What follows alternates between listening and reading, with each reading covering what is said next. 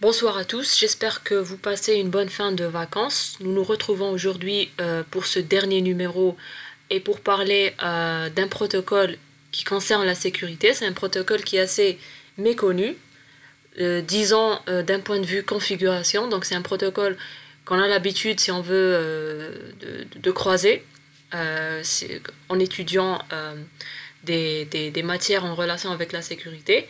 Sauf que qu'on ne va pas dans les détails. Au niveau de la configuration de ce protocole. Donc ce protocole-là se dénomme AAA. Alors, c'est un protocole qui permet de réaliser trois fonctions, et ces trois fonctions-là sont les trois A au niveau de sa dénomination. Donc le premier A fait référence à l'authentification, ou bien en anglais authentication. Le deuxième A fait référence à l'autorisation, bien en anglais authorization. Et le troisième A fait référence à la traçabilité ou bien accounting en anglais. Voilà. Alors, AAA veut dire Authentication, Authorization, Accounting. C'est un protocole de sécurité qui permet de réaliser ces trois fonctions-là. Donc l'authentification, l'autorisation et la traçabilité. Alors, pour pouvoir cerner ce protocole-là, on va d'abord définir ces trois, si on veut, fonctions, d'une manière très simple. Alors, pour l'authentification, c'est simple, c'est, si on veut, une fonction qui est assez connue. Alors, l'authentification, c'est un processus qui permet de s'assurer de la légitimité d'une demande d'accès. Donc cette demande d'accès peut se faire par une personne, par un objet, par une entité si on veut quelconque, au niveau d'un système ou bien d'un réseau. Donc on va toujours dans une définition qui est assez globale. Donc comme j'ai dit, c'est un processus qui permet de s'assurer de la légitimité d'une demande d'accès faite par une de ces entités-là, par une entité quelconque. En d'autres termes, c'est aussi un processus qui permet de vérifier qu'une entité quelconque est bel et bien celle qu'elle prétend être. Donc quand vous êtes au niveau d'un système ou bien d'un réseau, il est nécessaire d'être identifié. Donc il y a une différence entre l'identification et l'authentification. Alors l'identification, c'est avoir une caractéristique qui est unique, donc c'est posséder cette caractéristique-là qui permet de vous identifier de manière unique. Contrairement à l'authentification, où il faudra prouver que vous possédez bel et bien cette identité. Donc, quand vous êtes au niveau d'un système informatique, vous n'avez pas, si on veut, la personne en face de vous, et donc vous devez mettre en place un système d'authentification qui va faire en sorte de vérifier que la personne qui essaye d'accéder est bel et bien la personne qu'elle prétend être. Alors, si on peut résumer ici, on va dire que c'est un processus qui permet de vérifier qu'une entité est bel et bien celle qu'elle prétend être. Voilà. Pour faire simple, alors, pour pouvoir authentifier une personne ou bien une entité, il y a plusieurs méthodes de vérification. Donc, quand une entité essaie de s'authentifier, elle va essayer d'envoyer au système d'authentification ce qu'on appelle une preuve d'authentification. Et cette preuve-là, elle peut être soit simple, soit complexe, donc tout dépend le système d'authentification auquel on fait face. Tout dépend aussi du niveau de sécurité qu'on veut avoir. Donc plus le système d'authentification est complexe, meilleure la sécurité est. Et donc l'accès non autorisé sera moindre. Et si on veut un système d'authentification qui est assez simple, pourquoi? Parce qu'on n'a pas besoin d'un niveau de sécurité qui est assez élevé. Donc tout dépend les cas d'utilisation. Donc on peut opter pour un système d'authentification assez simple. Donc il y a, donc comme j'ai dit, l'entité qui est en face va essayer d'envoyer une preuve, et ces preuves-là, elles sont, si on veut, différentes et il y en a plusieurs types. Donc il y a des preuves du style ce que cette entité-là sait, donc ce qu'elle sait. Ce qu'elle sait, ça peut être par exemple un mot de passe. Donc c'est quelque chose de très simple. Donc si elle connaît le mot de passe associé à son nom d'utilisateur ou bien son identifiant unique, elle peut passer. C'est-à-dire que si une personne veut s'identifier avec un nom d'utilisateur X, qui est bien évidemment unique, on va lui demander « prouve-le » en donnant le mot de passe qui est associé à ce compte. Et s'il donne le mot de passe correct, cela va vouloir dire que c'est bel et bien la personne ou bien l'entité qu'elle prétend être. Vous voyez, donc le mot de passe, c'est une preuve, une des plus simples preuves qu'on peut fournir à un système d'authentification pour pouvoir prouver son identité. On peut aussi le prouver via par exemple un numéro d'identification personnelle. Donc par exemple c'est le numéro d'identification nationale ou bien un numéro d'identification unique au niveau du système, etc. Donc on peut prouver son identité par plusieurs moyens. Mais le plus commun c'est le login et mot de passe. Il y a aussi des preuves du style ce que cette entité possède. Alors, concernant cela, donc ça peut être un acte de naissance, une carte d'identité, une carte à puce. Donc c'est tous les moyens ou bien les outils ou bien si on veut les ressources que cette entité-là possède pour pouvoir prouver son identité. Donc si on présente un acte de naissance, veut dire qu'on est bel et bien la personne qui figure au niveau de cet acte de naissance, une carte d'identité, un certificat numérique au niveau des systèmes informatiques, un diplôme, un passeport, une carte vitale, un téléphone portable, etc. Donc les plus communs en termes de sécurité au niveau d'un système informatique, ce sont bien évidemment les cartes à puce et aussi les certificats numériques. Là, si on veut, on augmente en termes de sécurité. Donc, présenter un certificat numérique est plus robuste que envoyer un mot de passe. Il y a aussi des preuves du style ce que cette entité est, donc ce qu'elle est. Donc là, on va aller dans une identification de la personne de manière unique. Donc ça peut être une photographie par exemple, mais bien évidemment la photographie c'est pas un identifiant qui est unique. On peut avoir des jumeaux, on peut avoir des personnes qui se ressemblent, qui ont les mêmes caractéristiques physiques, etc. Il y a par contre des caractéristiques physiques qui sont uniques. Donc c'est les caractéristiques physiques biométriques, donc tout ce qui est empreinte rétinienne, tout ce qui est empreinte digitale, etc. Donc tout ce qui est biométrie, donc c'est ce qui est utilisé en sécurité. Donc quand on va vers un système d'authentification qui identifie les personnes par des caractéristiques physiques biométriques, là on est dans un niveau de sécurité qui est vraiment assez élevé. Il y a aussi des preuves du style ce que cette entité sait faire. Donc ce qu'elle sait faire. Donc ça peut être un geste quelconque. Donc si elle peut faire ce geste-là, donc c'est comme un challenge. Donc on peut se dire que c'est bel et bien la personne qui veut, qu'elle prétend être, qui veut s'identifier au niveau du système. En termes de sécurité, c'est généralement tout ce qui est signature numérique. Donc si cette entité parvient à signer numériquement une donnée ou bien un texte aléatoire, etc. Donc tout dépend le système qu'on conçoit. Donc on peut prouver que cette entité est bel et bien celle qu'elle prétend être. Alors, au niveau de la manipulation d'aujourd'hui, on va se contenter d'utiliser un login et un mot de passe. Donc ça sera ce qui sera utilisé au niveau de la manipulation d'aujourd'hui. Ce qu'on peut dire aussi concernant l'authentification, c'est qu'elle peut reposer sur un seul facteur. Elle peut reposer sur plusieurs facteurs. Donc si elle repose sur un seul facteur, c'est ce qu'on appelle une authentification simple.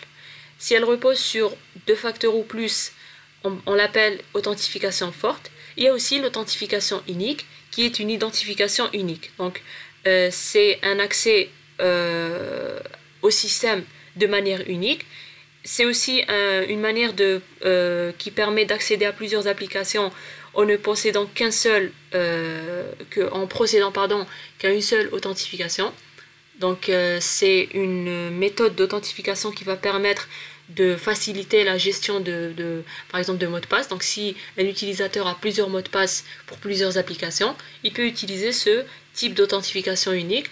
Donc s'il délivre un mot de passe pour une application, ce mot de passe là va servir pour son authentification au niveau d'autres applications. Donc il doit y avoir une relation entre une application et les autres applications qui vont pouvoir utiliser les données d'authentification de l'application mère pour pouvoir le laisser passer et donc pouvoir bénéficier d'autres services en utilisant un seul moyen d'authentification. Donc ça c'était aussi entre parenthèses, on ne va pas rentrer bien évidemment dans les détails. On va parler du deuxième point, donc l'autorisation.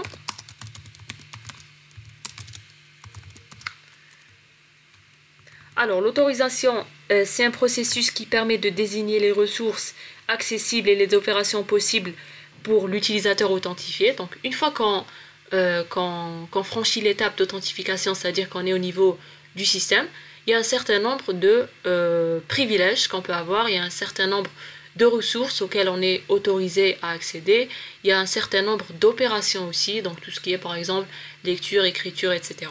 Et donc toutes ces caractéristiques-là, on va les définir au niveau de l'autorisation. Donc c'est-à-dire on va donner à chaque entité un niveau ou bien un certain privilège. Donc tout dépend son rôle au niveau du système.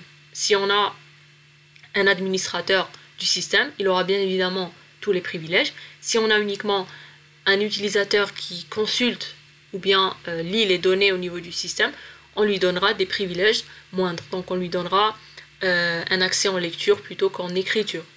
Et si aussi on a un utilisateur qui est concerné par uniquement un type de ressources ou bien une partie des ressources, on lui donnera l'accès uniquement à quelques ressources et pas à toutes les ressources. Donc cela permet de gérer le système de manière plus fiable. Pourquoi? Parce que si vous donnez des privilèges à un utilisateur et que cet utilisateur n'a pas besoin d'avoir tous ces privilèges, cela peut présenter ce qu'on appelle une faille. C'est-à-dire que cet utilisateur-là peut utiliser son privilège pour pouvoir nuire au système. Si par exemple il a accès en écriture et s'il n'a pas le droit d'avoir l'accès en écriture ou bien s'il n'en a pas besoin, donc il peut modifier des données, etc. Donc voilà ce que c'est que l'autorisation.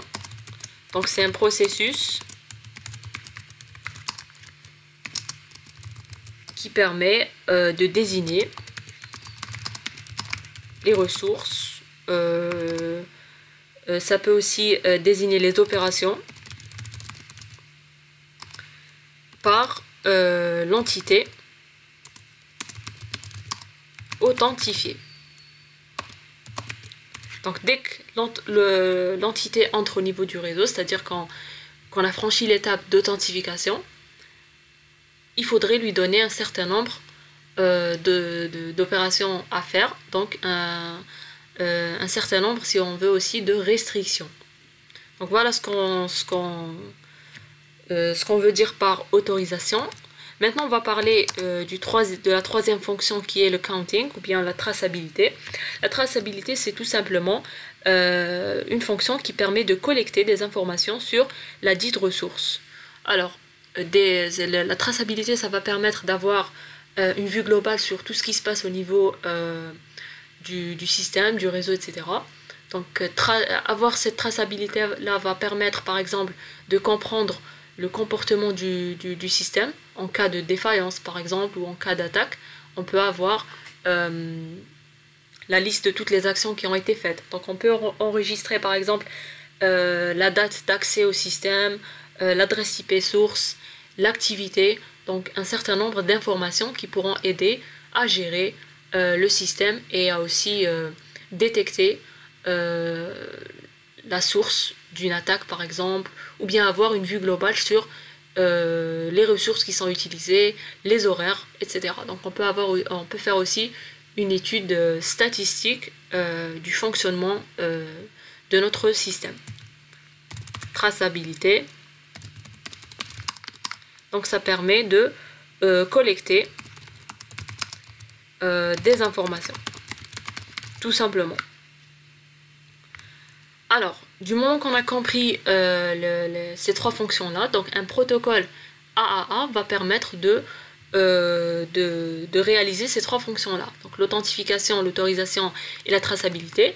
Alors, ce qu'on peut dire à propos de AAA, c'est que c'est un protocole. C'est vrai que c'est un protocole, mais sinon c'est une façon de définir les protocoles qui vont suivre. C'est-à-dire que c'est une modélisation théorique des protocoles qui existent réellement, qui réalisent les trois fonctions AAA. Donc il y a plusieurs protocoles. Donc il y a Radius, il y a TACAX plus, ou bien TACAX, on verra par la suite. Et il y a par exemple aussi Kerberos. Alors, Radius, donc si on essaye de définir Radius, donc Radius c'est un protocole qui permet d'assurer aussi bien l'authentification, l'autorisation et la traçabilité. Donc on peut dire aussi que AAA est la base de ce protocole-là. C'est là qu'on comprend, ou bien qu'on prend conscience que AAA c'est juste une définition du protocole, c'est-à-dire ce qu'il doit faire. Mais Radius, c'est un protocole qui existe, qu'on peut configurer, qu'on peut activer, etc. Alors, on va d'abord donner déjà que veut dire Radius. Donc Radius, c'est pour Remote Authentication Dial-In User Service. Alors, Remote Authentication Dial-In User Service. Alors, Radius, c'est un protocole qui est dans la base, c'est AAA. C'est aussi un protocole standardisé. Donc, si on parle de standard, donc il y a tout ce qui est normes, protocoles et standards. Donc, un standard émane d'un organisme de normalisation, donc qui n'est pas reconnu. Parmi les organismes de normalisation qui ne sont pas reconnus, il y a l'IETF. Et l'IETF, c'est un organisme qui permet de créer des standards qu'on appelle RFC. Donc RFC, c'est Request for Comment. Donc vous pouvez voir ma vidéo concernant les normes, et protocoles. Donc je pense que c'est les normes, où on parle des organismes de normalisation, des normes, des standards. Et parmi les standards que j'ai évoqués, ce sont les RFC. Donc les RFC, ce sont des standards qui permettent de décrire des protocoles qui sont utilisés au niveau du réseau Internet. Et Radius est un des protocoles définis au niveau des RFC. Et une RFC, bien évidemment, c'est un standard. C'est pour ça qu'on dit que c'est un protocole qui est standardisé. Alors, donc c'est très important de le dire. Donc c'est un protocole standardisé. En d'autres termes, c'est une RFC. La RFC, c'est la 2865. Donc, il faut savoir que les RFC, elles sont identifiées par des numéros uniques. Donc, chaque numéro, ça parle d'un protocole bien défini. Tous les protocoles au niveau des RFC, ce sont des protocoles qui sont utilisés au niveau du réseau Internet. Et l'IETF, comme organisme, s'intéresse uniquement aux protocoles qui sont utilisés au niveau du réseau Internet. Ce qu'on peut dire aussi à propos de Radius, c'est que c'est un protocole qui utilise UDP. Donc il utilise UDP. Il utilise le port 1645 ou bien 1812. C'est un protocole aussi où les mots de passe sont chiffrés. Par contre, les paquets ne le sont pas. Alors, paquet, on va dire non chiffré. Alors là, ce qu'on peut conclure, c'est que Radius, c'est vrai que c'est un protocole qui permet d'assurer l'authentification, l'autorisation et la traçabilité, sauf que il y a un petit problème au niveau de ces paquets-là qui ne sont pas chiffrés. Du moment que les paquets ne sont pas chiffrés, il faudrait donc faire appel, par exemple, à un tunnel VPN, par exemple, pour pouvoir sécuriser ou bien faire en sorte que les paquets soient chiffrés. TACACS Plus est par contre un protocole qui est aussi basé sur AAA, mais qui permet de faire en sorte que les paquets soient chiffrés. Donc TACACS, c'est un protocole AAA, donc AAA est la base du protocole TACACS.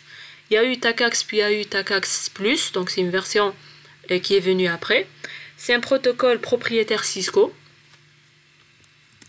Alors, c'est un protocole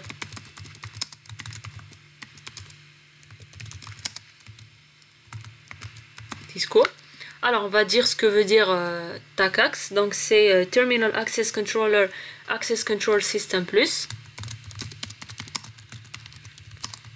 Controller Access Control System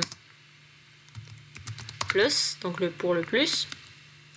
Alors, contrairement à Radius, c'est un protocole qui utilise TCP. Il utilise le port 49. C'est un protocole où les mots de passe sont chiffrés tout comme Radius. Et les paquets aussi. Donc les paquets sont aussi chiffrés.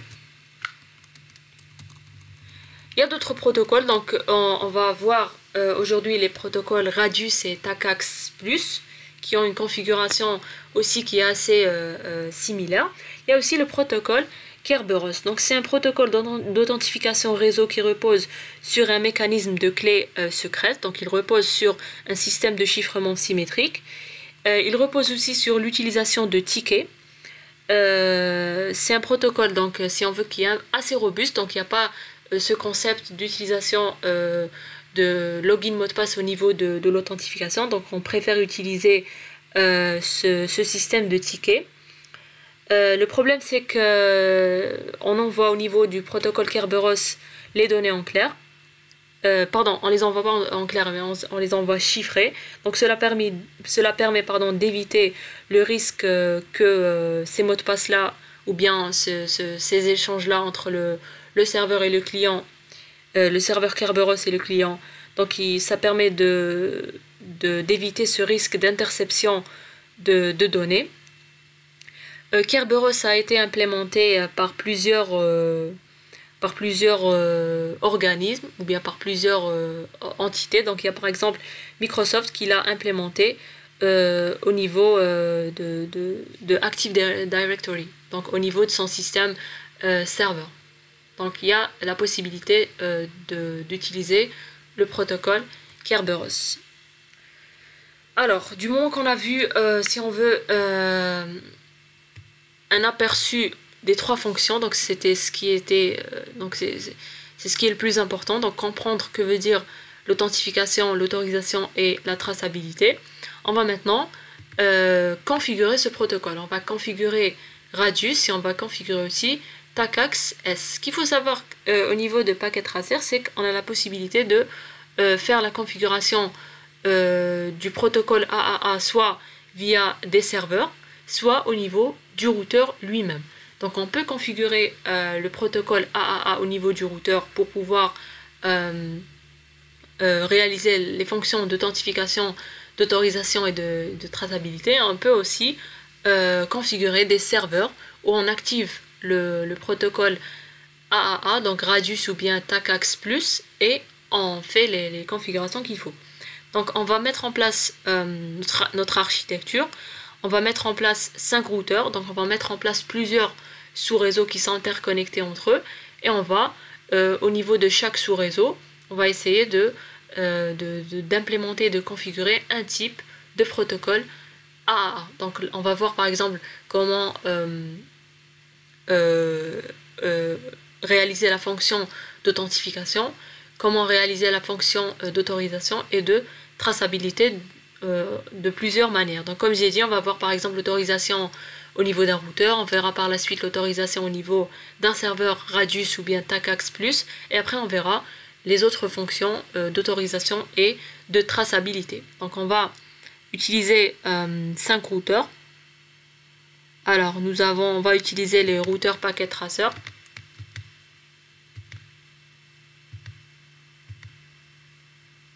Voilà. On va les relier entre eux via des câbles série. Donc le routeur Packet Tracer, par défaut, il possède des interfaces série, Fast Ethernet et fibre optique. Donc pas la peine de les insérer, il en possède 2. Donc si ça suffit pas, on peut ajouter.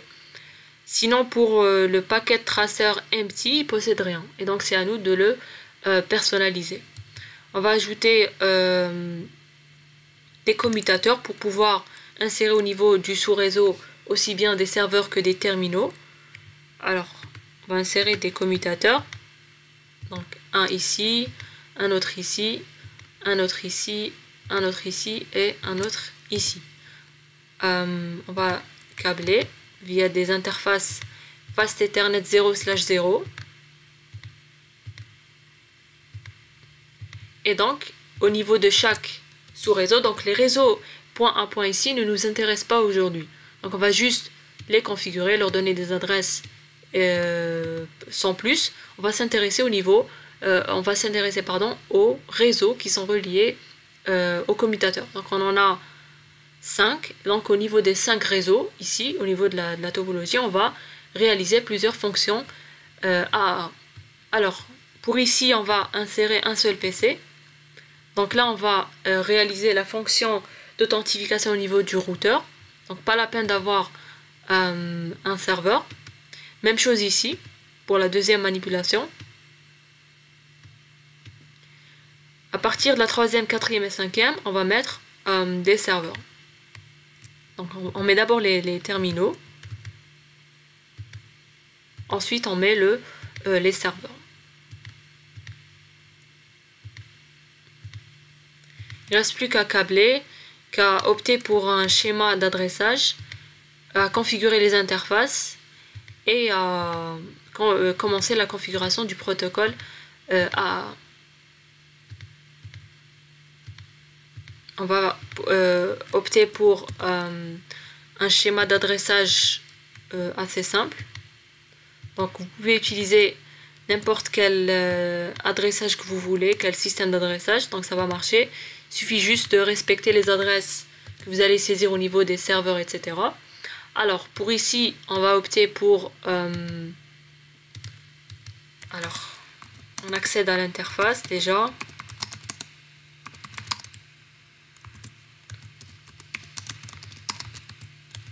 Alors, on va opter pour l'adresse 172.16.10.254 avec un masque /16.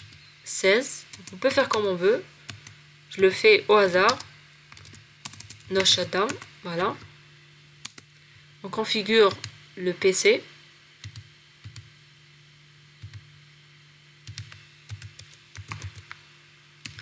.16.10.1 pour le PC. Donc les PC ça sera 10.1 et les serveurs ça sera 10.2 et les interfaces des routeurs ça sera 10.254. Ce qui va changer c'est l'octet ici. Donc premier réseau c'est 16, le deuxième c'est 17, 18, 19 et 20. Sinon vous pouvez aussi faire comme vous voulez. Pour la passerelle c'est le 10, c'est l'adresse 10.254. Alors on revient par la suite configurer les réseaux point à point. Pour l'instant on va juste configurer les réseaux qui possèdent des PC. c'est toujours la 0/0. Pourquoi? Parce que c'est la première interface fast Ethernet qui est utilisée. C'est la première, donc c'est la première qui est disponible, donc c'est la première qu'on utilise quand on utilise un câblage par défaut comme ceci, donc un câblage automatique. 172. Cette fois-ci 17.10.254 toujours. C'est le masque /16 et on allume interface.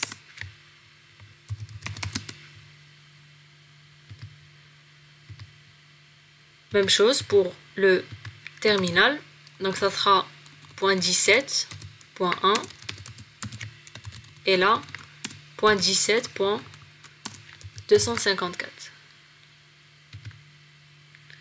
On passe à cette interface là.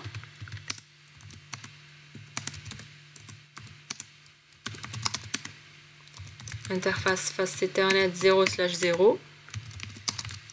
Donc là, ça sera la 172.18.10.254. Toujours le même masque. Sans oublier d'allumer l'interface. On configure le PC. Donc ça sera 18.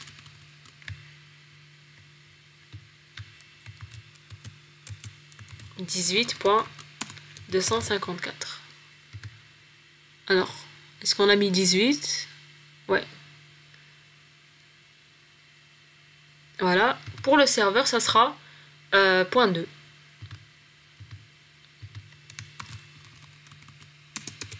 Avec toujours la même passerelle.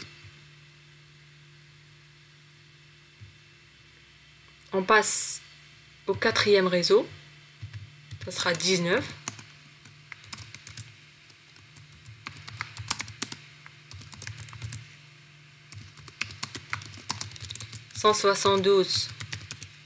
.19.10.254. J'ai oublié le masque /16 et j'allume l'interface. Donc si on veut, donc pourquoi je fais toutes ces configurations, c'est pour prendre aussi l'habitude de configurer les interfaces, le routage, etc. Donc c'est censé devenir, si on veut, une opération qui est machinale.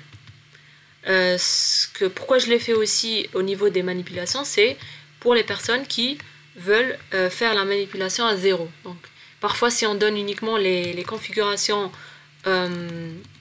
uniquement du protocole, par exemple uniquement concernant l'authentification, ça peut ne pas marcher pour certains qui n'ont pas les bases nécessaires pour la configuration d'adresse, etc. Et donc, je préfère faire une configuration qui est complète et qui est censée marcher pour tout le monde. Donc, si vous suivez de A à Z, ça va marcher dans tous les cas. Parfois, je donne même aussi les versions à utiliser, etc. Et donc, c'est un moyen de s'assurer que cette manipulation va marcher quelles que soient les adresses que vous utilisez. Il faut juste utiliser, si on veut, la même logique. Et pour ceux qui ne savent pas configurer les adresses, ils peuvent carrément utiliser les adresses que je suis en train de donner. Alors ça, c'était entre parenthèses. Maintenant, on configure le serveur. Donc c'est 19.10.2. Même passerelle, et là ça sera le réseau 20.0, plutôt 0.0, parce qu'on a un masque /16. On accède à l'interface 172.20.10.254 avec un masque /16 et on allume l'interface. On configure les PC. Donc c'est 20.1 pour les PC, donc 10.1 et 10.2 pour les serveurs. Donc 20.10.254.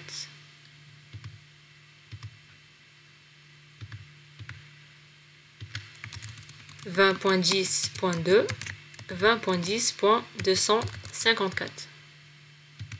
Voilà, on a terminé avec les 5 réseaux ici. On va uniquement configurer les réseaux point à point. On peut utiliser par exemple le réseau 192. Donc pour aller un peu plus rapidement, on va utiliser l'interface graphique si on veut. Alors on va opter pour les adresses 192. En 92.168.1.1 avec un masque /30, donc 252. Et on allume l'interface. Alors, ça va s'allumer uniquement si on allume à ce niveau-là. Donc c'est la 2/0. C'est la première qui est utilisée par défaut. Donc 1.2. Toujours le même masque. Maintenant, on passe à la troisième. Ici, par exemple, je vais revenir vers la ligne de commande. Donc interface série 3/0. 192.168.2, cette fois-ci le réseau 2.1 avec un masque /30 et on allume l'interface. Donc là on a configuré cette interface là, la 3/0, et maintenant on configure celle-là. Alors série 2/0, adresse IP 192.168.2.2 avec un masque /30 et on allume. Donc on est à ce niveau là, donc on configure la deuxième interface, la 3/0. Donc ça sera le réseau 3.0. 192.168.3.1 avec un masque /30 et l'autre extrémité ça sera l'adresse 3.2 et c'est l'interface 2.0 qui est la première qui a été utilisée lors du câblage. Par exemple, si j'avais commencé le câblage par cette interface là, donc celle-là ça sera la 2 et celle-là ça sera la 3. Du moment que je me souviens de ma méthode de câblage, donc si on veut, je devine les noms des interfaces. Donc ce sont, si on veut, des astuces pour pouvoir configurer d'une manière assez rapide. Donc pour pouvoir configurer ainsi, il faut s'entraîner, donc faire beaucoup de manipulations pour pouvoir avoir, si on veut, cette aisance. Alors, on est au niveau de la 2, pardon. Alors ça sera le réseau, donc là c'était le 1, le 2 et le 3, donc là ça sera l'adresse 3.2.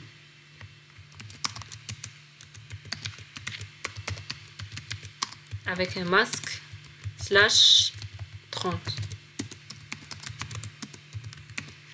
C'est allumé, on passe à la deuxième interface qui est la 3/0. Alors, on lui donne l'adresse du réseau 4.0.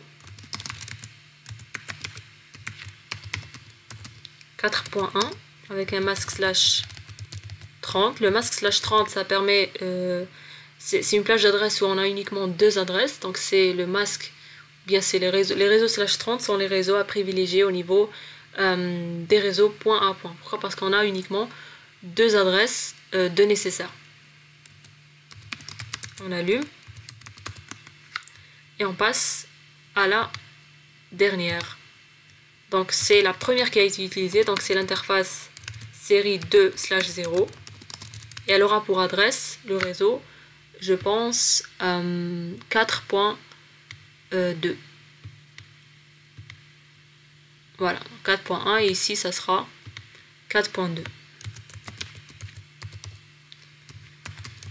Avec un masque /30. Voilà. Alors, deuxième étape, c'est réaliser une connectivité totale au niveau de la topologie. Donc on va opter pour un protocole de routage. Donc on va pas opter pour un routage statique. Pourquoi? Parce que du moment qu'on a beaucoup de réseaux, ça va être assez lent et fastidieux. Donc on préfère opter pour un protocole de routage dynamique. On va opter pour EIGRP. On peut opter pour RIP, on peut opter pour OSPF. Donc c'est la même chose. C'est à peu près des protocoles qui ont la même syntaxe au niveau de la configuration. Donc c'est toujours router, le nom du protocole. Donc remarquez quand vous écrivez router. Attendez, il faut revenir en mode de configuration du terminal. Regardez, vous avez EIGRP, OSPF, RIP et BGP. BGP c'est un protocole entre plusieurs systèmes autonomes. Donc on peut pas on peut l'appliquer, mais sinon ça va être assez compliqué. On peut appliquer EIGRP, OSPF et RIP. Donc dès que vous rentrez en mode de configuration du protocole de routage, il suffit juste de taper la commande network suivi de l'adresse réseau et le masque inverse. Donc le masque n'est pas inverse pour le protocole RIP. On ne met même pas le masque, c'est tout. Mais sinon, c'est à peu près la même configuration. On peut aussi configurer les interfaces passives. Donc ça sera des interfaces qui ne vont pas recevoir de mise à jour de routage, comme celle-là. Donc toutes les interfaces Fast Ethernet doivent être configurées comme étant des interfaces passives. C'est une configuration qui n'est pas obligatoire. Donc même si on ne la met pas, il y aura une connectivité totale, il y aura un routage qui sera correct. Mais sinon c'est, si on veut, une des règles de bonne manière quand on configure le routage. Et c'est aussi un moyen de sécuriser le routage. Pourquoi? Parce que si on reçoit des données de routage au niveau des terminaux, donc le PC n'a pas à recevoir, de 1, il n'a pas à recevoir les données de routage, et de 2, s'il le reçoit, et si c'est un potentiel attaquant, il peut avoir des informations concernant les tables de routage des différents routeurs, et donc il peut avoir, si on veut, un schéma du réseau. Et donc c'est quelque chose à ne pas privilégier. Donc il faudrait toujours configurer les interfaces où il y a des réseaux, comme ici, comme des interfaces passives. Les autres doivent être configurés comme étant des interfaces actives. Donc les interfaces actives, ce sont les interfaces des routeurs. Donc ça, c'était aussi c'était entre parenthèses. Donc pour ce routeur-là, il est relié au réseau, au premier, 172.16. Attendez, si je me rappelle bien. Voilà, .0.0, avec un masque inverse /16. Voilà. Et le réseau 192, le tout premier. 168.1. Le masque c'est /30. Donc ça sera 3 x 0.3. Donc le masque inverse, pour rappel, c'est un masque où on inverse les bits. Donc à la place de où on met des 1, on met des 0, et vice versa. Donc le masque inverse pour 3 x 255, déjà c'est des 0. Donc on avait 8 1 qui se transforme en 8 0. Et ici on avait 252. Donc on avait les deux derniers bits qui étaient à 0. Et si on met les deux derniers bits à 1, ça va nous donner 3.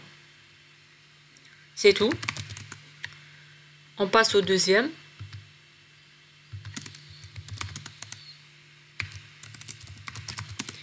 Routeur EIGRP 1. On va lister les réseaux qui sont directement connectés à ce routeur. Donc on a ce réseau là déjà. Le premier. On a aussi le deuxième réseau.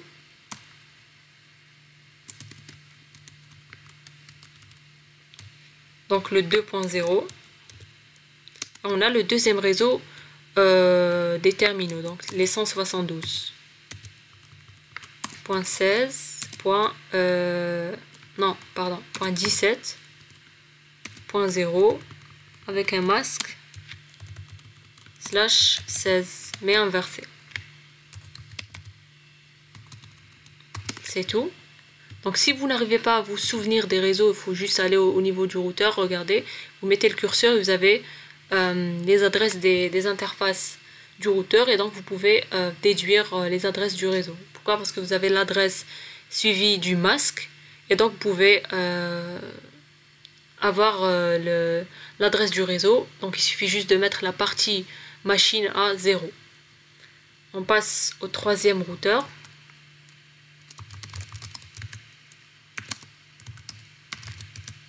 Alors, ce troisième routeur est relié au deuxième réseau 192, au troisième réseau 192 et au troisième réseau 172. Alors, on commence par le 172. Point, donc, premier c'est 16, deuxième c'est 17, troisième c'est 18. Masque slash 16 inversé. Et les réseaux 172. 192, pardon. Le deuxième et le troisième. Ça c'est le deuxième. Et l'autre c'est le troisième. C'est tout. On passe au quatrième routeur. Alors, il est relié au troisième et quatrième réseau 192 et au quatrième réseau 172. Donc, quatrième, donc 16, 17, 18, donc 19.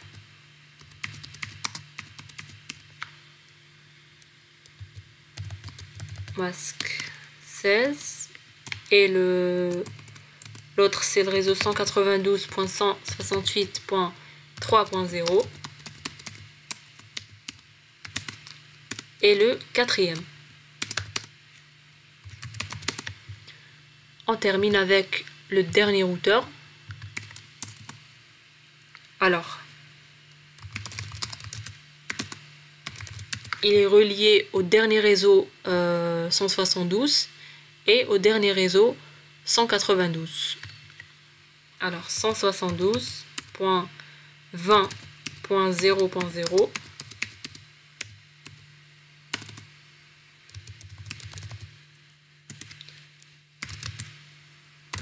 192.168.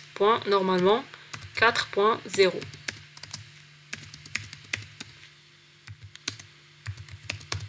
Voilà, on a terminé la configuration du routage de manière très basique. Pourquoi? Parce que c'est pas l'objet de la manipulation, donc c'est pas l'objectif, c'est pas de configurer un routage complet.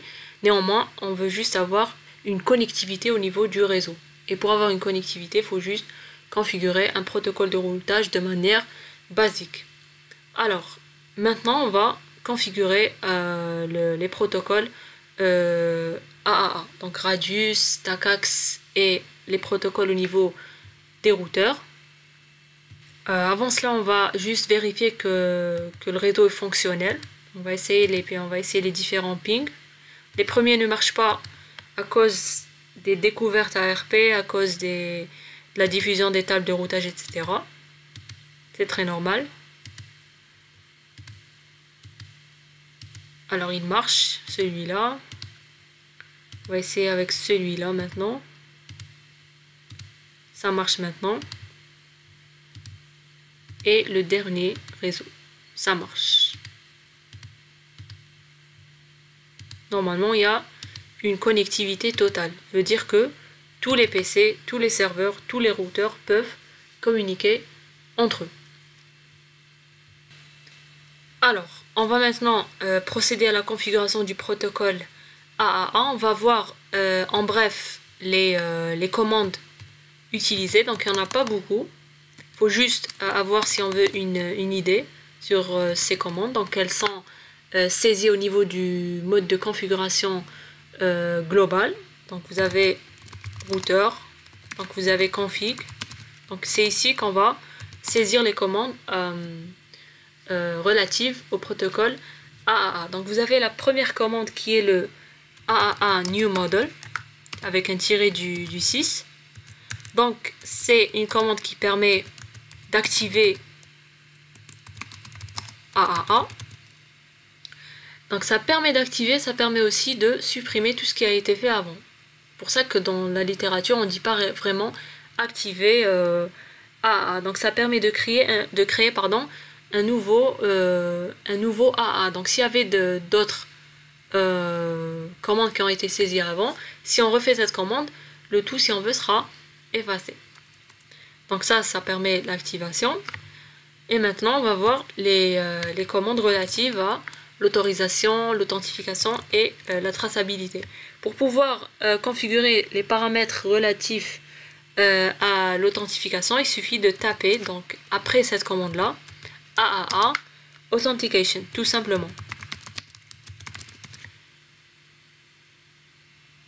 Donc vous avez par la suite, donc après le mot-clé Authentication, d'autres paramètres à mettre à saisir. On les verra par la suite. Donc cette commande-là, donc c'est une commande globale. Donc là, on a d'autres paramètres. Ça permet de configurer les paramètres relatifs à la fonction d'authentification. Donc pour la deuxième, c'est à peu près la même chose. Pour l'autorisation, il faut juste remplacer le mot authentication par autorisation en anglais.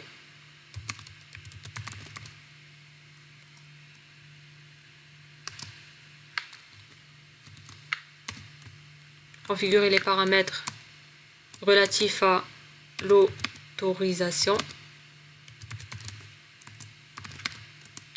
Et le dernier, il faut mettre juste accounting pour pouvoir configurer les paramètres relatifs à la traçabilité. Voilà. On va, comme je l'ai dit, donc on peut configurer, donc on va bien évidemment commencer par l'authentification. Alors, il y a deux manières de configurer cette fonction-là. Donc on peut la configurer au niveau du routeur, sans passer par un serveur, ou bien la configurer au niveau d'un serveur. Ça peut être un serveur Radius, et ça peut être un serveur TACACS+. Alors, donc si on la configure au niveau du routeur, veut dire que le routeur va agir comme un serveur Radius ou bien un serveur TACACS+. On verra par la suite la différence entre les deux. Donc on va commencer par une configuration au niveau d'un routeur. Donc on va activer AAA comme ceci. On va maintenant saisir, on va configurer les paramètres relatifs à l'authentification. Donc Authentication. Et là, si vous mettez un point d'interrogation, vous aurez les prochains paramètres à saisir. Donc vous avez Authentication Enable, Authentication Login. Ce qui nous intéresse, c'est Login. On verra par la suite Enable. Donc on veut configurer une authentification de type login, donc au moment d'une connexion. Ce qu'on a par la suite, donc on a soit un mot à saisir, soit default. Un mot, donc ça permet de saisir plusieurs manières d'authentification, donc je vais l'expliquer après. Pour l'instant, on va mettre default. Et après, ce qu'on a, on a soit group, ce qui nous intéresse bien évidemment. Donc on a soit group, soit local. Group, ça va, on va utiliser le mot-clé group quand on va configurer des serveurs d'authentification. Donc là, on va saisir le serveur en question, que ce soit un serveur Radius ou bien un serveur TACACS+. On va opter pour local. Ça veut dire que les logins, mots de passe sont enregistrés au niveau du routeur. Par contre, si on avait utilisé le mot-clé group, les noms d'utilisateurs et mots de passe sont stockés au niveau du serveur Radius ou bien TACACS+. Voilà. Donc cette commande-là, AAA Authentication Login Default Local, permet de configurer une authentification au niveau du routeur de manière locale. Et l'authentification, elle est basée sur l'utilisation d'un nom d'utilisateur et un mot de passe. Et donc, il faudra configurer bien évidemment un nom d'utilisateur et un mot de passe. Donc, username, on va opter pour SSI et password SSI. Voilà. Et donc, si on veut accéder, si on veut s'authentifier, on va utiliser ce nom d'utilisateur et ce mot de passe. Maintenant, on va s'authentifier où? On va s'authentifier au niveau d'un routeur, soit au niveau de la ligne console, soit au niveau de des lignes virtuelles. On va commencer par les premières, donc c'est pour ça que j'ai dit qu'on peut utiliser soit default, soit un mot. Donc si on pouvait utiliser un mot, c'est-à-dire que si on avait mis AAA Authentication Login, par exemple on avait nommé ici console locale, veut dire qu'on va utiliser le mot-clé console au niveau de la ligne console. Et si on avait saisi une deuxième commande AAA Authentication Login VTY local, on va utiliser le mot-clé VTY au niveau de la configuration des lignes VTY. On va d'abord configurer l'authentification au niveau de la ligne console. Donc on va accéder à la ligne console 0. Et là, donc qu'est-ce qu'on avait l'habitude de faire? On avait l'habitude de faire, regardez, si on a la liste des commandes à saisir, on avait l'habitude de sécuriser l'accès console via un mot de passe. Et le mot de passe était saisi au niveau de la configuration, du mode de configuration de ligne. Maintenant, on ne saisit pas le password, mais on va saisir le mot-clé Login Authentication. Et là, puisqu'on a configuré une authentification locale par défaut, pourquoi? Parce qu'on a mis le mot clé default, donc on va opter pour default. Si on avait mis un autre mot, donc remarquez, on peut mettre soit un mot, soit default. Donc on met default parce qu'on a configuré en haut, ici, une authentification, donc on a mis default. Donc on met la même chose. Si on avait mis ici console, on aurait mis ici aussi console. Tout en respectant bien évidemment les majuscules et les minuscules. Voilà. On a terminé, il ne reste plus qu'à tester. Donc pour tester, on va brancher un équipement terminal au routeur via une liaison console. On va utiliser le câble bleu ciel arqué, c'est le câble console. On va le brancher au niveau du port console. On va accéder au niveau du PC au service terminal. Donc ici, donc j'ai jamais parlé de ça, mais ici les configurations, elles sont par défaut. Donc il faut faire attention, donc si on est au niveau pratique assez caractéristiques, donc chaque routeur il a ses propres caractéristiques. Donc on va opter pour les paramètres par défaut et ça va marcher. Regardez, si je me connecte la première fois, regardez ce qu'il me demande. D'habitude quand on mettait password, ça nous demandait directement un mot de passe. Donc pas la peine. Ça ne nous demandait pas un nom d'utilisateur et mot de passe. Via l'authentification AAA, regardez, il faut saisir un nom d'utilisateur suivi d'un mot de passe. Donc c'est SSI. Voilà, on a accès au routeur via la ligne console, mais cette fois-ci en utilisant les données d'authentification AAA et pas simplement un mot de passe qui a été saisi au niveau de la configuration de la ligne. Donc on avait l'habitude de faire password suivi du mot de passe et c'était ce mot de passe là qu'on nous demandait de saisir. Donc voilà pour cette manipulation. Donc on peut soit configurer l'authentification au niveau des lignes, donc un accès console, ou bien un accès à distance. Donc soit Telnet, soit SSH. Et donc on va, si on veut, sécuriser les lignes VTY. Donc la configuration elle est assez similaire. Donc on va procéder à cette configuration au niveau de ce routeur là. On va activer AAA. On va opter pour Telnet. Donc déjà il faut configurer cette authentification. Donc AAA Authentication. Là maintenant, donc on met toujours login. On va mettre un mot, par exemple on va le nommer Telnet, comme ceci, et local. Ça veut dire qu'on va utiliser les données d'authentification locale qui sont présentes au niveau de la base de données du routeur. Voilà. On va créer un nom d'utilisateur. Par exemple, ça sera RSD, password RSD. Et là, on va cette fois-ci accéder aux lignes VTY. On ne va pas accéder à la ligne console. On peut accéder à plusieurs lignes ou bien à une seule ligne. Et au maximum, on peut accéder à 16 lignes. Configurer les 16 lignes veut dire qu'on peut avoir 16 connexions simultanées. Si on configure 2 lignes, on peut avoir 2 connexions simultanées. Donc ça sera par exemple 0 et 1. Et si on veut configurer une seule, donc ça sera 0 et 0. Donc les deux chiffres, ça permet de spécifier la première ligne à configurer jusqu'à la dernière ligne à configurer. On va configurer le tout par défaut. Et là, on avait aussi l'habitude de mettre comme commande password suivi du mot de passe telnet. Là, on va mettre un login. Login authentication. Et là, on va pas mettre default, mais on va mettre telnet. Comme ici. Voilà. On va maintenant procéder à l'accès. Alors, il suffit juste d'aller au PC, à un équipement terminal, et taper la commande telnet.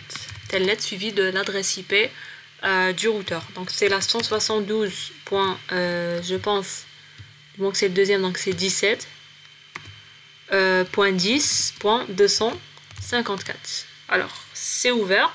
Regardez ce qu'on nous demande aussi. On nous demande un nom d'utilisateur et un mot de passe.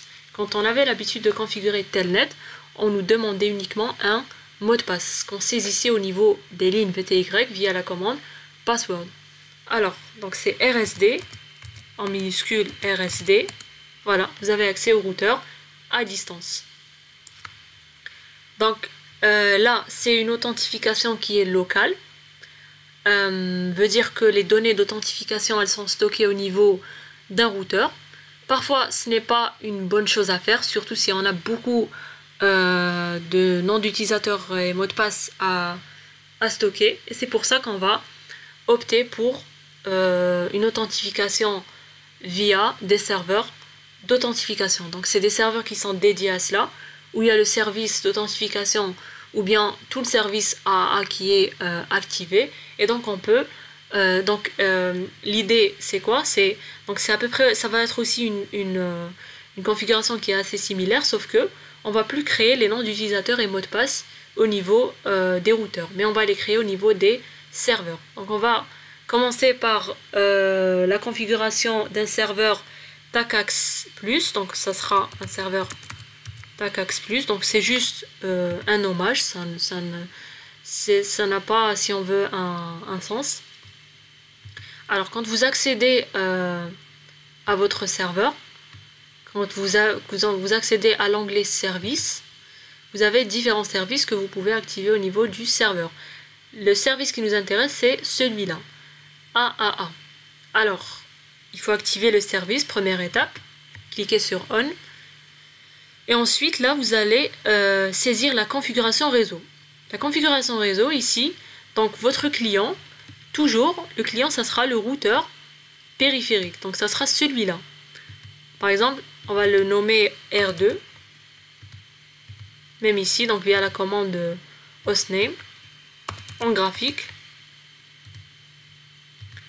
Alors, le client, ça sera R2. Client IP, ça sera l'adresse IP du client. Donc, ça sera 172. Attendez, donc là, ça sera 18.10.254. Je vais juste vérifier. C'est ça. Alors, secret, ça sera une chaîne de caractères qu'on va saisir. Donc, on va la saisir au niveau du serveur et on va la saisir au niveau du routeur. Il faut juste s'entendre sur le même secret. On va mettre IV. Et là, on sélectionne le type du serveur. Donc, si on opte pour un serveur Radius, si on opte pour un serveur TACAX, donc c'est à nous de choisir ici. Du moment qu'on veut configurer un serveur TACAX, on va opter pour le type TACAX. Et on va cliquer sur Add. Donc là, vous avez votre configuration réseau qui est faite. Il faut juste se rappeler de ce mot-clé là qu'on va saisir après au niveau du routeur R2. Et en bas, vous avez la liste des noms d'utilisateurs et mots de passe. Donc on va opter par exemple pour étude 1 avec le même mot de passe pour faire simple, étude 1. Et vous cliquez sur Add. Vous pouvez saisir autant de noms d'utilisateurs et mots de passe que vous voulez. Ici, vous avez une configuration qui est centralisée au niveau du serveur et donc ça a aussi ses avantages. C'est pour ça que c'est une configuration qui est à privilégier, contrairement à une configuration de nom d'utilisateur et mot de passe local au niveau d'un équipement d'interconnexion qui est le routeur. Donc on a fini avec la configuration au niveau du serveur, donc c'est tout ce qu'il y avait à faire. C'est juste activer AAA, saisir la configuration réseau et saisir des noms d'utilisateurs et mots de passe. Maintenant on passe à la configuration au niveau du routeur. Alors on va activer d'abord le protocole AAA New Model. Alors après cela on va saisir les configurations relatives au serveur TACAX. Donc on va saisir la commande TACAX server. Et ici vous avez, si vous mettez un point d'interrogation, vous pouvez saisir host ou bien key. Donc host c'est pour spécifier l'adresse IP du serveur et key ça sera pour spécifier le secret qu'on avait configuré au niveau du serveur qui était, si je me rappelle bien, IV. Voilà, donc c'est pour ça que je vous ai dit qu'on reviendra par la suite à ce secret là. Donc on va saisir les deux. Donc TACAX server host, donc ça sera l'adresse IP du serveur 172.16.18.2. Il faut juste que je vérifie. Voilà, 172.18.10.2. Alors je me suis trompée. 18.10.2, c'est tout. Et on va saisir le secret via la commande TACAX server key et ça sera IV. Deuxième étape, c'est la configuration de l'authentification. Donc AAA Authentication. Donc c'est toujours login via une connexion via un nom d'utilisateur et un mot de passe. Donc là, Word ou bien default pardon, c'est la même chose. On va opter pour default pour faire simple. Et on revient ici aux mots-clés qu'on avait l'habitude de mettre. On avait l'habitude de mettre local pour pouvoir utiliser une authentification locale. Donc tout ce qui est stocké au niveau du routeur. Mais c'est pas ce qu'on veut. Cette fois-ci, on veut utiliser les noms d'utilisateurs et mots de passe qui sont présents au niveau du serveur. Et donc il faudra utiliser le mot-clé group. Et là, quand vous mettez aussi un point d'interrogation, vous avez soit Radius, soit TACAX+. Et on va opter pour TACAX+, du moment qu'on a configuré un serveur TACAX+. Et vous finissez par le mot-clé local pour dire que vous utilisez les noms d'utilisateurs et mots de passe présents au niveau du serveur localement. Voilà. Il ne reste plus qu'à configurer cette authentification au niveau, que ce soit de la ligne console ou bien des lignes VTY. On va opter pour console, pour faire simple. Alors, line console 0 et on va saisir la commande qu'on connaît, line login authentication default.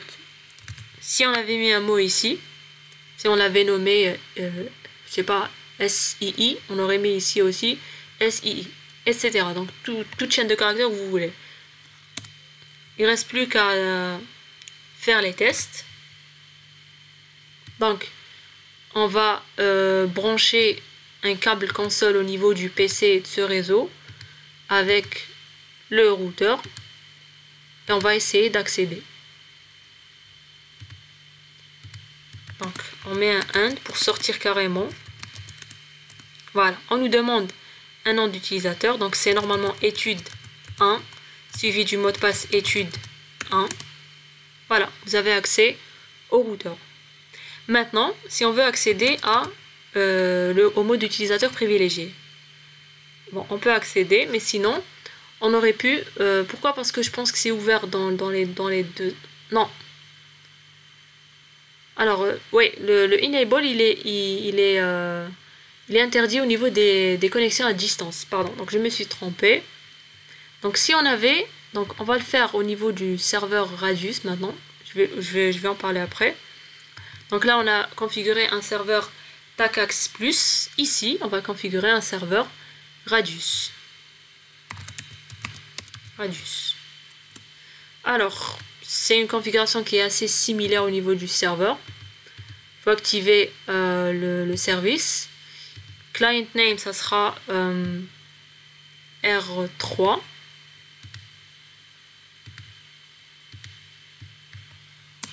On peut le nommer comme on veut. Ou via la commande hostname aussi. Alors le premier champ c'est le nom qui apparaît au niveau de la topologie. On peut ne pas le mettre, mais ce qui nous intéresse c'est celui-là. Alors au niveau du serveur, on va saisir le nom du client, R3. L'adresse IP c'est 172. Normalement c'est 19. Ouais, 19.10. 254. Voilà. Le secret, on peut mettre ce qu'on veut. On va mettre mind. Et on va opter pour un serveur Radius cette fois-ci. Et on crée des noms d'utilisateurs. Étude 2. Étude 2. Donc étude c'est pour étudiant. Sinon on peut faire ce qu'on veut aussi. Pour faire simple, on utilise un même nom d'utilisateur et mot de passe. Voilà. On passe maintenant au routeur où on va configurer l'authentification. Donc on va activer déjà l'authentification. Voilà. Et on va configurer les paramètres du serveur Radius. Donc via la commande Radius server. Donc vous avez les mêmes champs, host et key. Host, ça sera l'adresse IP du serveur. 172.19.10.2. On vérifie. On vérifie ici. 19.10.2. Voilà. Et qui, ça sera mind.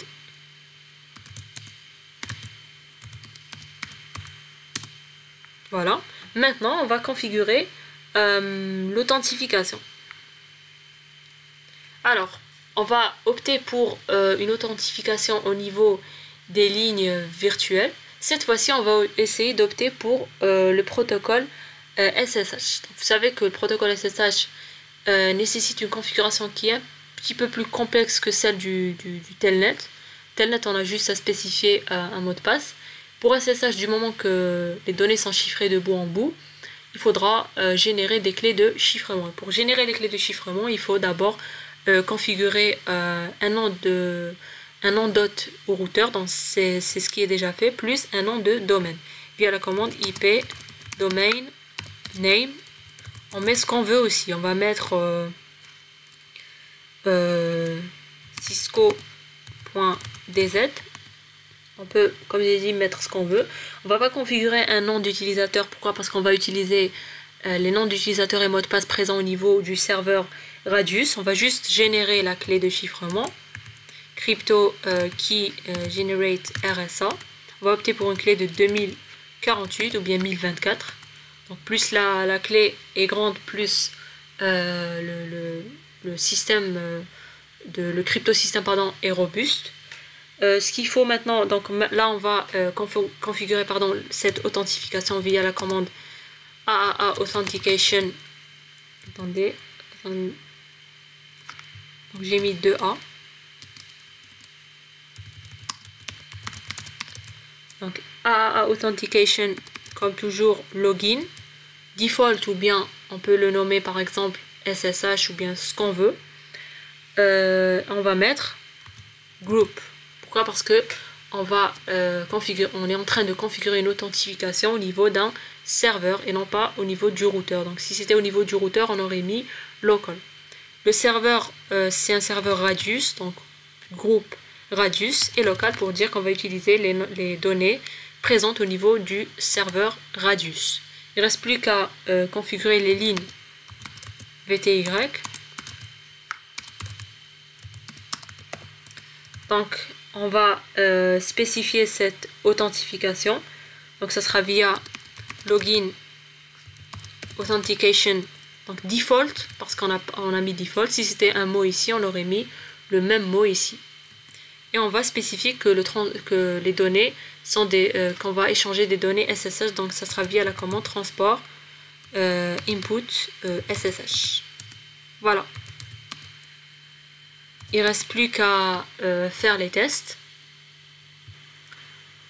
Alors, il suffit d'accéder au PC qui est là. On va essayer d'accéder en SSH.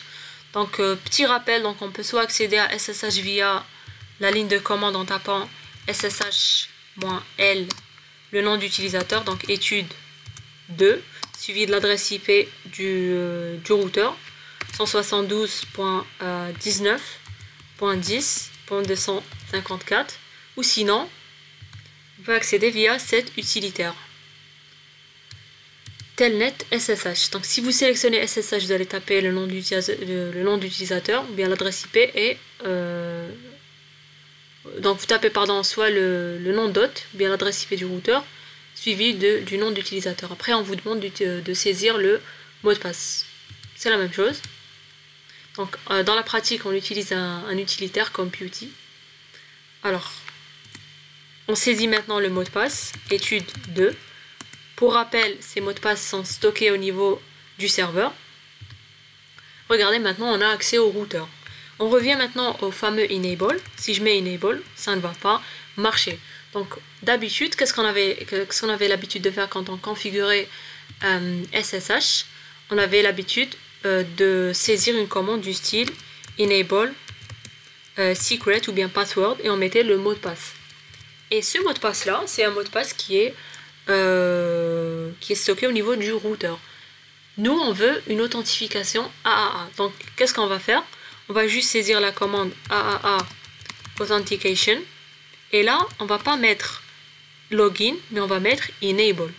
On va saisir une authentification pour au niveau du passage du mode utilisateur simple vers le mode utilisateur privilégié. Et c'est à peu près la même chose après. Donc, default, parce qu'on a mis default. Groupe, radius, local. Voilà. Maintenant, si on va essayer d'accéder au mode d'utilisateur privilégié via la commande enable, ça va nous demander un nom d'utilisateur et un mot de passe. D'habitude, ça nous demandait uniquement un mot de passe. Donc, c'est le même. Étude 2. Ah, je pense que je me suis trompée du mot de passe. Donc, enable. Étude 2, étude 2. Voilà, j'ai accès au mode utilisateur privilégié, donc je peux aller vers le mode de configuration du terminal, etc. Je peux faire ce que je veux à distance en utilisant le protocole SSH avec une authentification en utilisant une authentification au niveau d'un serveur Radius. Voilà. Donc on a vu tout ce qui concerne l'authentification jusqu'à présent. Donc généralement, toutes les configurations qu'on a l'habitude de voir, même si on veut au niveau des manipulations qu'on trouve, donc on trouve ce genre de manipulation existante. Donc quand on explique AAA si on veut, on explique uniquement l'authentification. On parle rarement de l'autorisation et de la traçabilité. On va parler aujourd'hui de ces deux fonctions-là. On va essayer de les configurer. Il y a juste un petit problème concernant l'autorisation qu'on va voir. Alors, pour pouvoir configurer l'autorisation, donc déjà, on va faire aussi bien l'autorisation que la traçabilité au niveau de ce dernier routeur. Alors, logiquement, si on veut configurer une autorisation, veut dire qu'on doit configurer aussi au préalable une authentification. Pourquoi? Parce que l'utilisateur en question, il devra d'abord s'authentifier pour pouvoir accéder au système. Et dès qu'il accède au système, on va spécifier la liste des ressources qu'il pourra utiliser ainsi que la liste des opérations qu'il pourra effectuer. Donc on va procéder pour n'importe quel type d'authentification, que ce soit au niveau local ou que ce soit au niveau du serveur. Donc on va opter pour pour une authentification locale, ok.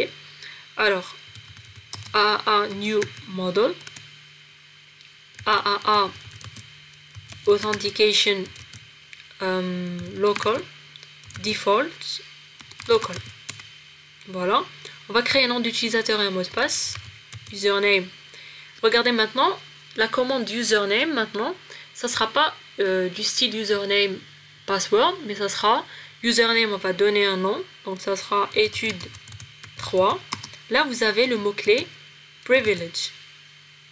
Et privilege, ça va spécifier le niveau des privilèges qu'aura l'utilisateur. Donc vous avez de 0 jusqu'à 15. Donc si vous lui donnez 15, ça veut dire qu'il aura un contrôle total. Si vous lui donnez 0, il n'aura rien. Si vous lui donnez 1, par exemple, il pourra uniquement accéder au mode utilisateur simple. 2, 3, 4 jusqu'à 15. Donc il pourra accéder à plusieurs modes de configuration. Donc c'est ce qu'on veut dire par privilège au niveau des routeurs Cisco par exemple. Donc un accès au routeur, que ce soit en mode console ou bien en utilisant les lignes virtuelles. Donc on va spécifier que pourra faire l'utilisateur authentifié une fois qu'il sera authentifié. Donc est-ce qu'il pourra saisir des commandes totales, donc toutes les configurations possibles? Est-ce qu'il devra saisir uniquement des commandes du style show au niveau du mode d'utilisateur privilégié ou des commandes plus minimes au niveau du mode d'utilisateur simple? Et donc c'est ce qu'on veut dire par autorisation au niveau des routeurs. Donc on va créer plusieurs utilisateurs. Donc on va créer un utilisateur avec un contrôle total. Étude 3. Même chose, on va juste changer les privilèges. On va lui donner 7 par exemple pour l'étudiant numéro 4. Ah pardon, c'est 7. Donc le max c'est 15. Et on va donner à l'étudiant numéro 5 le privilège 1. On va donner à l'utilisateur 6 0 privilège. Il ne pourra saisir aucune commande, mais il pourra s'authentifier néanmoins. Voilà. On a saisi la liste des noms d'utilisateurs et mots de passe. Donc si on avait utilisé une authentification au niveau du serveur, on aurait fait la même chose. Maintenant, du moment qu'on a terminé avec la configuration de l'authentification, enfin, il ne reste plus qu'à la configurer au niveau de la ligne qu'on veut, que ce soit la ligne console ou bien la ligne VTY. On va opter pour la ligne console ou bien VTY. Donc on va opter pour VTY en telnet. Donc login, authentication, default. On revient maintenant. Donc là, c'est une authentification locale. Donc c'est ce qu'on a déjà vu. Maintenant, on veut configurer l'autorisation. Donc ça sera via la commande AAA. Donc là, c'est pas authentication, mais authorization.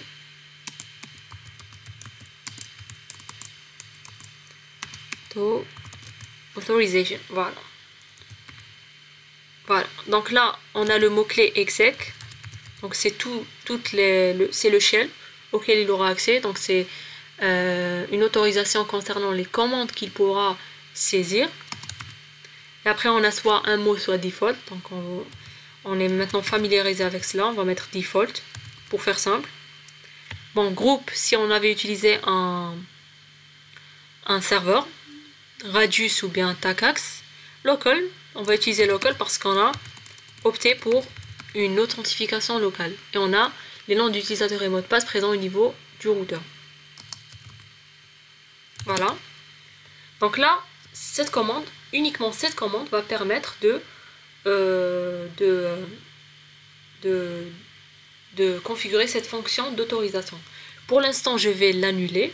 Je vais vous expliquer pourquoi. Donc on va faire en sorte qu'on n'a pas configuré l'autorisation. On va d'abord s'authentifier en telnet 172.20.10.254 et on va s'authentifier via plusieurs utilisateurs.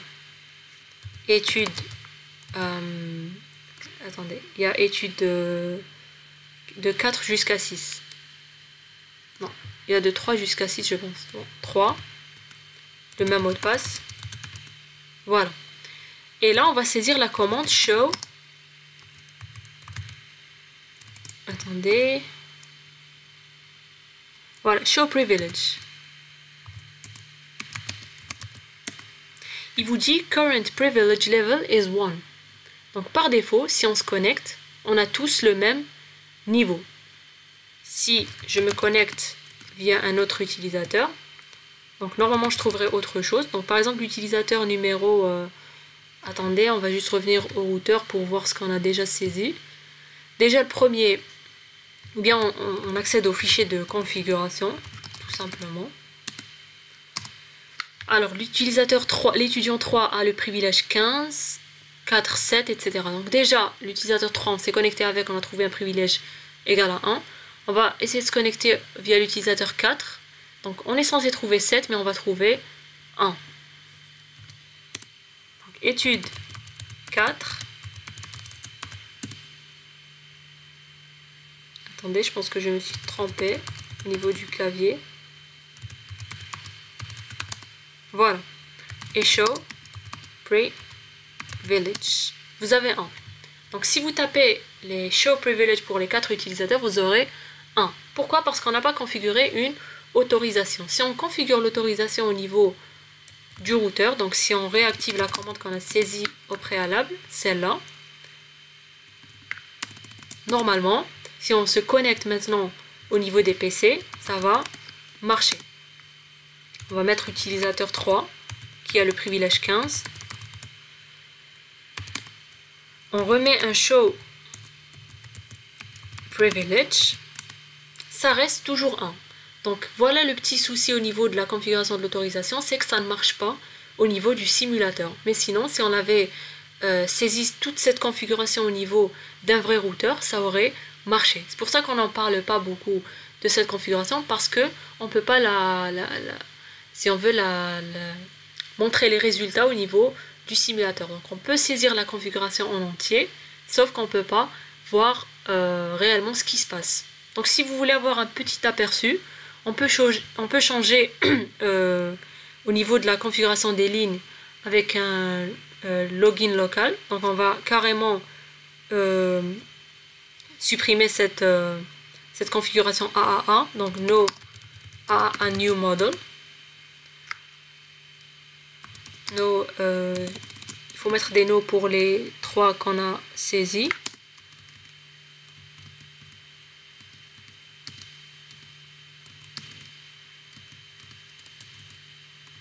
Voilà, celle-là. Non, donc je vais la ressaisir. Authentication login default local. Voilà. Je vais juste vérifier au niveau du fichier de configuration qu'il n'y a plus de commandes relatives à AAA. Il faut juste les enlever au niveau des lignes BTY. Donc là, c'est pas la configuration de AAA. Je vous montre juste le résultat qu'on est censé obtenir.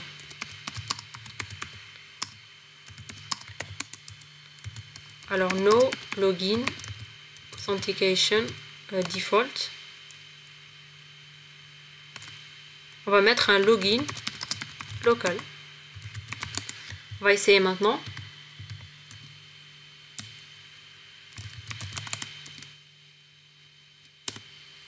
Étude 3, étude 3. Regardez, si on met un show privilege, on se rend compte déjà parce qu'on est déjà en mode utilisateur privilégié. Vous avez 15. Si on se connecte avec étudiant 4 et show privilege, vous avez 7. Et si vous vous connectez avec le dernier qui n'a rien, étude 6, show privilege, regardez, il n'arrive même pas à taper la commande. Il ne peut taper que ça. soit il se déconnecte, soit il fait un exit, soit il fait un logout. Avoir un privilège 0 veut dire qu'on ne peut pas accéder en mode utilisateur privilégié déjà, et on ne peut pas faire les shows qu'on avait l'habitude de faire au niveau du mode utilisateur simple. Donc on ne peut même pas voir notre niveau, mais on sait qu'on est au niveau 0, parce que c'est tout ce qu'on peut faire. On peut uniquement saisir les commandes qui nous permettent de sortir de cette connexion à distance. Donc ce que je viens de faire, c'est vous montrer le résultat qui était attendu par la configuration de l'autorisation. Donc normalement, dès que j'avais saisi AAA Authorization, etc., et je me serais connecté au niveau des PC, j'aurais ce résultat-là. J'ai mis un login local juste pour vous montrer ce que aurait donné si la dite commande aurait marché. Elle aurait marché au niveau des équipements réels, mais ne marche pas au niveau des simulateurs. Voilà pour la configuration de l'autorisation. Si on voulait la faire au niveau d'un serveur, il aurait suffi de saisir les noms d'utilisateurs et mots de passe ici. Et au niveau du routeur, au lieu de mettre local, on aurait mis groupe, radius, groupe, tacax, local. C'est tout. Regardez ce qu'on a au niveau du service AAA. On a la possibilité d'introduire uniquement un nom d'utilisateur et un mot de passe. On n'a pas la possibilité d'introduire le privilège. Donc c'est pour ça que je vous dis que ça ne marche pas au niveau du simulateur. Si vous avez un vrai serveur Radius qui était installé, vous auriez la possibilité de spécifier le privilège d'un compte utilisateur, ainsi que d'autres paramètres. Donc c'est pour ça que déjà qu'à vue d'œil ça ne marche pas, parce qu'on ne peut pas saisir déjà ici le privilège, mais la commande de saisie du privilège, elle existe au niveau des routeurs, au niveau du simulateur. Sauf que quand on active l'autorisation, c'est comme si on n'a rien fait. Mais normalement, ça aurait marché si on était au niveau de vrais équipements. Et moi, j'ai désactivé la configuration globale de AAA et j'ai fait en sorte de faire un login local, veut dire qu'on utilise la base de données sans passer par AAA, juste pour montrer que voilà ce qui se passe si la commande AAA Authorization, etc. aurait marché. Donc voilà pour la configuration de l'autorisation. Dernier point, on va configurer la traçabilité. Alors, la traçabilité aussi implique une authentification. Et la traçabilité, comme j'ai dit, c'est une collecte d'informations. Et la collecte d'informations, on ne peut pas la faire au niveau du routeur, mais on la fait au niveau du serveur Radius ou bien Tacax S. Alors on va la saisir ici où on a déjà configuré une authentification Radius. Alors je ne me rappelle plus ici les mots de passe, il faut juste que j'aille voir au niveau du serveur. Normalement c'est étude 2. Voilà, c'est étude 2. Alors on accède au routeur. Donc là on a opté pour une authentification au niveau de la ligne console. Voilà. On a aussi opté pour une authentification pour le mode d'accès utilisateur privilégié. Voilà. Alors, pour configurer la traçabilité, donc on configure déjà une authentification. Donc l'authentification doit être une authentification donc soit pour le mode accès à la ligne console ou bien à la ligne VTY ou bien au mode utilisateur privilégié. Donc ça c'est soit authentication, donc soit enable, soit login. Il faut juste, bon default ou bien Word c'est la même chose, il faut juste ici mettre group pour spécifier un serveur. On peut pas si on veut réaliser la fonction de traçabilité pour une authentification locale, mais pour une authentification via un serveur. Voilà, donc là c'est configuré déjà pour Radius. Pour configurer la traçabilité, il faut taper la commande AAA Accounting. Donc là vous avez exec et là vous avez default ou bien Word, on va mettre default. Et là vous avez start stop, donc ça permet de lister toutes les connexions qui ont marché et les connexions qui n'ont pas marché. On va opter pour celle-là. Et après, qu'est-ce qu'on a? On a group. On va spécifier le serveur. Donc, dans notre cas, c'est un serveur Radius. Voilà. Maintenant, on a activé la traçabilité. Du moment qu'on a activé la traçabilité, qu'est-ce qu'on va faire? On va faire des tentatives de connexion.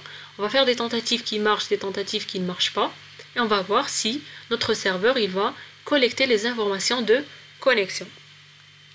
Alors, pour ce faire, il faut juste faire des tentatives ici.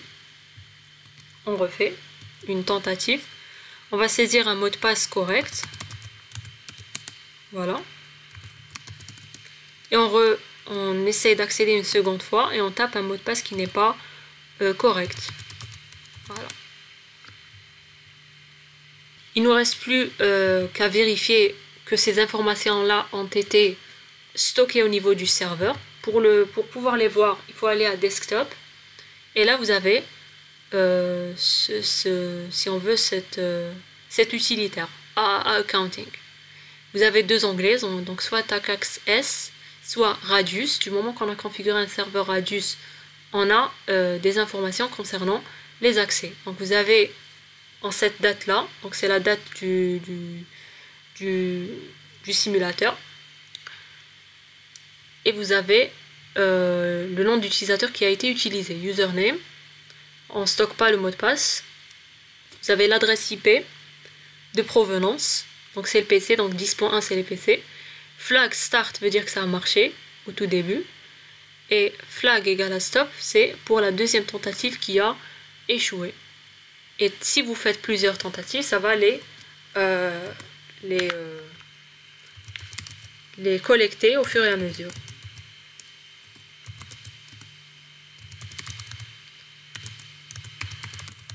Voilà, donc si on revient au serveur, vous avez la troisième tentative.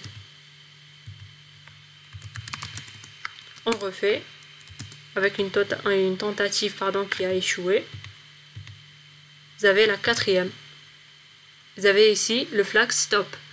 Ça veut dire qu'une connexion a échoué. Et ici, ça a marché.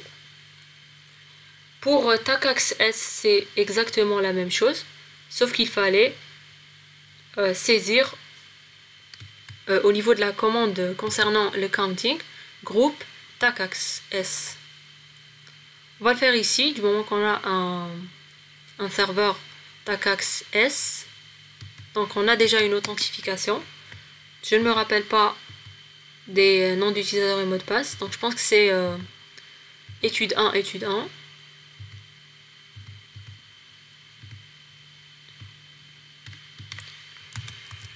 Étude 1, étude 1, enable. Et maintenant, on va essayer de configurer cette traçabilité. AAA Accounting, exec, default, group, attendez, non, start stop, puis groupe, radius, non, TACAX. Voilà. Et on essaye de faire des tentatives de connexion. En mode, puisqu'on a configuré une authentification pour la ligne console. Étude 1, pardon. Étude 1. On va maintenant essayer de voir si notre serveur a stocké ces informations, bien évidemment. Donc c'est pas dans l'onglet Radius cette fois, mais c'est dans l'onglet TACAX S. Voilà. Donc la première fois que j'ai tapé, ça a échoué. La deuxième fois, ça a marché. Donc ça permet de lister et de collecter les informations relatives aux connexions, que ce soit des connexions avec succès ou des connexions qui ont échoué. Et donc, si on veut, à travers la manipulation d'aujourd'hui, on a pu configurer les trois fonctions de AAA. Donc pour faire un résumé, on a configuré l'authentification. L'authentification, on peut la configurer au niveau local, c'est-à-dire au niveau d'un routeur, ou bien au niveau de serveurs qui sont dédiés, TACAX ou bien Radius. Donc c'est ce qu'on peut faire au niveau de Packet Tracer. On a aussi configuré l'autorisation. On a montré sa configuration en globalité, sauf qu'elle n'a pas marché. Pourquoi? Parce que de base, elle ne marche pas au niveau du simulateur et on a pu le constater au niveau du serveur. On a pu constater qu'on n'avait pas, si on veut, un champ pour saisir le privilège et c'est très important. Donc privilège, c'est l'autorisation accordée à un utilisateur, c'est le niveau d'autorisation qu'on lui accorde. Et donc si on n'a pas privilège, donc on ne peut pas, si on veut voir l'aspect autorisation au niveau du simulateur, pour juste voir l'aspect, j'ai mis un login local juste pour vous montrer ce que ça allait réellement, ce que la commande AAA Authorization allait engendrer. Vous avez vu qu'avec l'utilisateur qui avait un privilège 0, il ne pouvait rien faire. Avec l'utilisateur qui avait un privilège 15, il pouvait taper toutes les commandes qu'il voulait. On a vu aussi la configuration de la traçabilité. On a dit qu'elle elle ne peut être configurée uniquement quand on a une configuration d'une authentification au niveau d'un serveur, que ce soit Radius ou bien TACACS. Pourquoi? Parce que c'est au niveau de ces serveurs qu'on a cet utilitaire qui nous permet de voir les données qui ont été récoltées. Donc voilà pour la manipulation d'aujourd'hui et voilà pour toute cette série de vidéos d'apprentissage du mois d'août. J'espère qu'elles ont été bénéfiques et je souhaite à toutes et à tous une très bonne rentrée scolaire, universitaire et professionnelle.